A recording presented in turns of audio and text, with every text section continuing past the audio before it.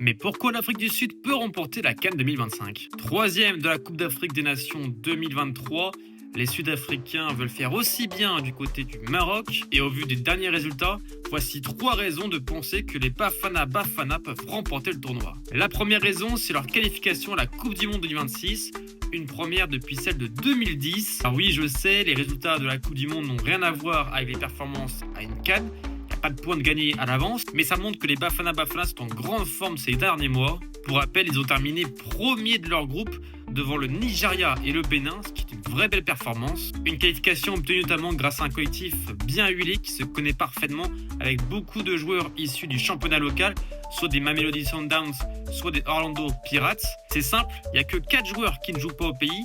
Le latéral gauche Kabini, 21 ans, qui évolue à Molde en Norvège. Le milieu Sitolé, 26 ans, qui lui joue au Portugal à Tondela. L'ailier Nkota, transféré cet été des Orlando Pirates du côté de l'Arabie Saoudite à Al Ettifaq et qui est très prometteur. Et enfin l'avant-centre Lyle Foster, passé par l'AS Monaco et qui est le buteur de Burnley en Angleterre. La deuxième raison, c'est leur sélectionneur Hugo Broos, à l'image de Patrice Baumel, le sélectionneur de l'Angola que j'ai évoqué dans la dernière vidéo. Et bien le technicien belge a déjà remporté la Coupe d'Afrique des Nations dans sa carrière. C'était en 2017 avec le Cameroun.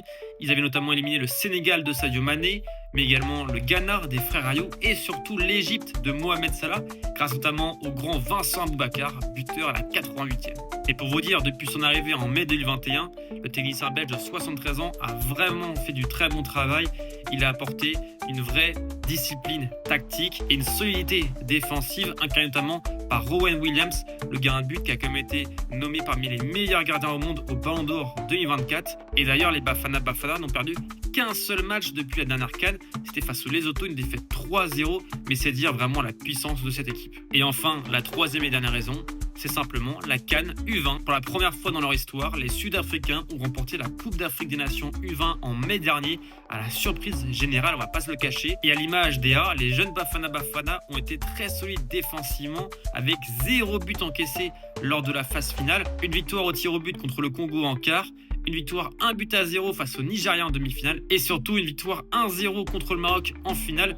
Des Marocains qui deviendront champions du monde quelques mois plus tard. C'est dire la performance réalisée par les Sud-Africains. Dites-moi en commentaire si vous pensez que les Sud-Africains peuvent remporter la CAN cet hiver.